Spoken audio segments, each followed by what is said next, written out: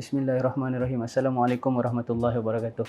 Baik, selalu kita dengar tentang istilah perfume kan. Perkataan perfume dan ramai pun orang guna perfume hari ini. Cuma kalau kita renung balik sejarah, perkataan asalnya adalah daripada bahasa Latin, parfumus. Maksudnya melalui bakaran ataupun through smoke. Dulu perfume, kalau tengok dekat Arab masih lagi pun ada sampai sekarang, yang mana bahan wangian itu perlu dibakar dan melalui bakaran tu akan keluar asap, asap tu akan memenuhi ruang untuk dijadikan wangi-wangian. Maka perfume itu asalnya melalui asap. Semenjak zaman Jabir Ibn Hayyan ni kalau kita tahu dia dikenali sebagai bapa kimia moden dunia. Yang mana Jabir Ibn Hayyan berguru dengan cucu Rasulullah, Imam Ja'far As-Sadiq.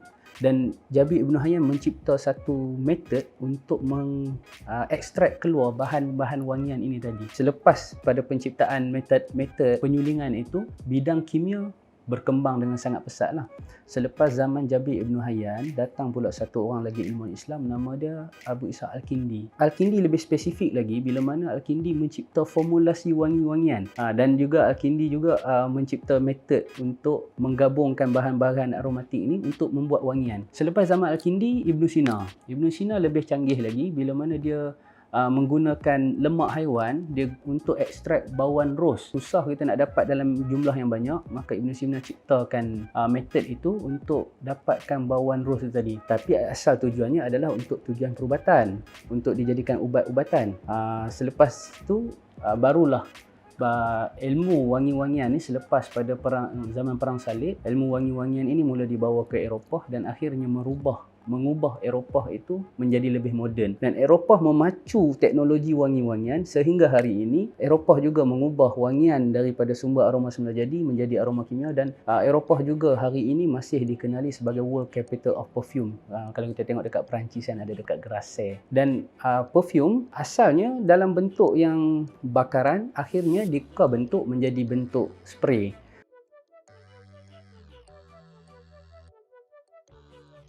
Kalau kita biasa dengar istilah EDC, eau de cologne, eau de toilette, eau de parfum. Eau de cologne misalnya. Eau de cologne asalnya dicipta oleh Jean Maria Farina. Asalnya dia cipta satu wangian untuk mengingatkan pada kampung halaman dia dekat Cologne, Jerman. Jadi ditulis surat hantar kepada abang dia, John Baptiste, untuk bagi tahu, saya dah jumpa bauan kampung kita. Lebih kurang macam tu lah. Jadi kadar konsentrasi wangian yang dicipta oleh John Maria Farina tu lebih kurang 10%. Selebihnya 10% bahan wangian, selebihnya adalah alkohol dan juga air lah. Jadi bila wangian itu sangat digemari oleh orang ramai, dia jadi standard ukuran baru. Sebab tu hari ni bila kita tengok EDC, ada dia punya kadar konsentrasi wangian dia disebut sebagai EDC. Sama juga EDT. EDT ni asalnya air wangian yang diletakkan di dalam tandas. Mostly tandas perempuan lah. Bila perempuan masuk ke tandas, dia bersolek sikit, lepas tu dia akan celup sikit tangan dia dalam air wangi tu, dia segar badan, maka dia keluar balik. Asalnya air yang dicipta untuk duduk di dalam tandas dan akhirnya dia menjadi satu standard baru ukuran konsentrasi wangian, maka dicipta perfume yang kemudian dicipta itu menjadi EDT, orang sebut kan, EDT. Sama juga EDP. Selepas pada tu kan ada dia punya sejarah yang sangat panjang lah.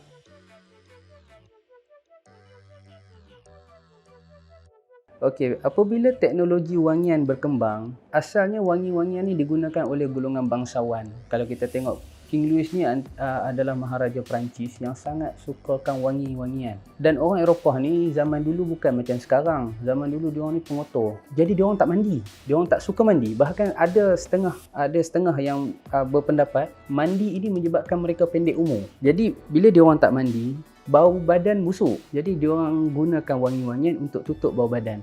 Tapi wangi-wangian digunakan oleh golongan-golongan bangsawan saja sebab nak hasilkan dia tu susah. Nak dapatkan perlukan berkilo-kilo bunga ros untuk dapatkan satu lebih kurang 15 mil essential oil kan. Jadi kos mahal, material susah nak dapat dan sebagainya. Jadi hanya digunakan oleh golongan-golongan bangsawan. Selepas revolusi Bolshevik dekat Rusia, selepas runtuhan zaman Tsar Nicholas tu runtuh, maka dijadikan wangi-wangian ni ataupun perfume ni sebagai satu industri untuk negara. maka rakyat biasa boleh gunakan perfume juga.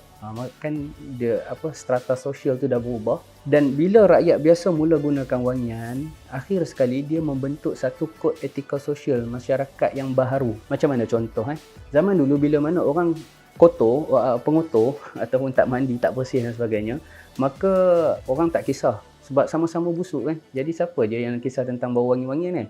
Tapi bila orang dah start pakai wangi, maka dia letakkan satu set standard yang mana kalau kau nak sembang dengan saya, awak nak sembang dengan saya, awak mestilah wangi, awak mestilah bersih, awak mestilah kemas, awak mestilah terurus, nampak perwatakan, ada segala-gala yang lengkap untuk memberitahu bahawa awak ini manusia yang bertamadun ataupun package sebagai seorang manusia bertamadun. Mesti wangi, bersih, kemas dan sebagainya. Kod etika sosial itu berubah, maka hari ini Eropah itu nampak lebih Islam daripada orang Islam. Sebab apa? Sebab mereka memula dengan bersih, kemas dan juga terampil lah. Sebab wangi ni dia adalah pelengkap kepada bersih.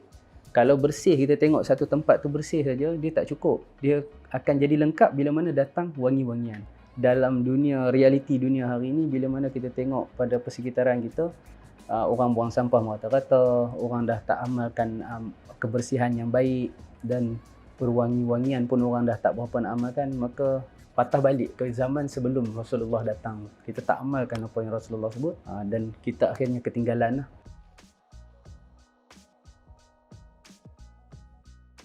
Aromaterapi dia adalah istilah moden. Dia disebut pertama kali oleh Getafos 1901 lebih kurang. Dia sebutkan tentang istilah aromaterapi, iaitulah merujuk kepada amalan berubat menggunakan wangi-wangian. Sebelum tu kita kena tahu aplikasi, macam mana kita nak aplikasikan aromaterapi. Aromaterapi ini adalah wangi-wangian yang didapatkan daripada sumber haiwan dan tumbuh-tumbuhan, daripada akarnya, daripada daunnya, daripada bunganya, daripada batangnya, daripada getahnya, daripada buahnya, diambil untuk digunakan pada badan. Jadi nak masuk pada badan ni ada beberapa laluan. Yang pertama adalah melalui rangsangan hidung lah. Sama ada bauan badan, perfume ataupun wangian persekitaran. Nombor dua adalah kaedah minum. Kalau kita biasa tengok air halia, air buah-buahan tu pun sebahagian daripada aromaterapi, minum.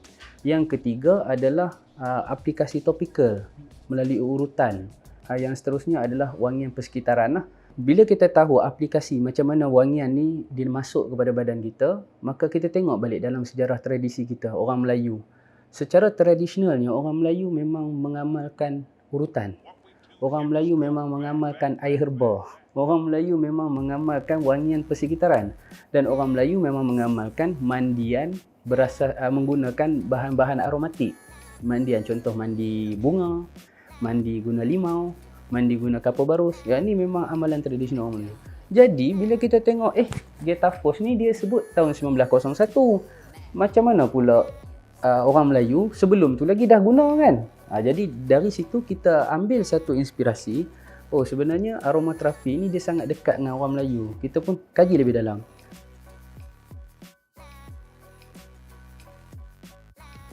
Dia bukan masalah lah saya rasa, tapi lebih kepada ketaksuban kita, majoritinya macam tu kan.